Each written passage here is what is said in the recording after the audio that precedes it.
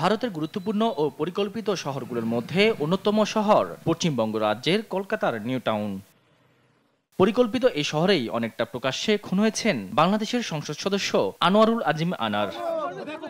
হত্যাকাণ্ডের বেশ কয়েকদিন পার হলেও এখনও এমপি আনারের মরদেহ উদ্ধার করতে পারেননি কলকাতা পুলিশ। সে দেশের সিআইডি তৎপরতা লক্ষ্য করা গেলেও আনুষ্ঠানিকভাবে এখনও কিছু জানায়নি ভারত সরকার। এই হত্যার পেছনে রহস্য কি, আর একজন গুরুত্বপূর্ণ ব্যক্তি হয়েও কেনই বা নিরাপত্তাহীনতায় ছিলেন এই সাংসদ, সে বিষয়ে উঠেছে নানা প্রশ্ন।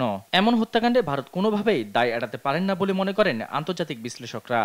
আমাদের দেশে হয়তো মেম্বার অফ পার্লামেন্ট বিদেশি মারা যায়নি, কিন্তু বিদেশি মারা গেছে এরকম ঘটনা তো ঘটেছে, তাই না? সন্ত্রাসী কার্যকলাপে বিদেশে মারা গেছে, সেটাও হয়েছে। আমার মনে হয় না ওইভাবে দেখা ঠিক। কথা হচ্ছে যে ভারতের জন্য তো একটা ইমেজ সংকট। একটা মেম্বার অফ পার্লামেন্ট এরকম ভাবে নিহত হলো, এবং যেভাবে নিহত হয়েছে, যে চিত্রটা আমরা খবরে দেখছি, সেটাও তো একটা ভয়ঙ্কর বিষয়। অপরাধ বিশ্লেষকরা বলছেন, বাংলাদেশে যেমন বিভিন্ন দেশের নাগরিকদের জন্য আলাদা নিরাপত্তা ব্যবস্থা থাকে, সেক্ষেত্রে ভারতেও বাংলাদেশের নাগরিকদের জন্য নিরাপত্তা জরুরি। যেহেতু একটা নিরাপত্তার ঘাটতি সেখানে তৈরি হয়েছে, তার মানে চাইলে ওখানে গিয়ে কাউকে হত্যা করা যায়, তো সেটি তো নিশ্চয়ই এটি পশ্চিমবঙ্গ বলুন বা সার্বিকভাবে ভারত সরকারকেও ভাবাবে।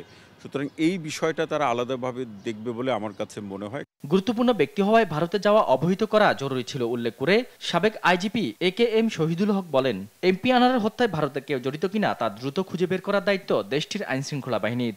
দায়িত্বশীল ব্যক্তি হলে আপনি দায়িত্বশীল ভাবে চলবেন।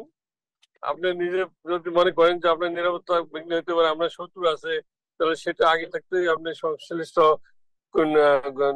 আইন শৃঙ্খলা বাহিনীকে জানাবেন। গেল 12 মে চিকিৎসার কথা বলে দর্শনা সীমান্ত দিয়ে ভারত যান ঝিনাইদহ 4 আসনের সংসদ সদস্য আনোয়ারুল আজিম আনার। সাদাত নিশাদ, দেশ টিভি, ঢাকা।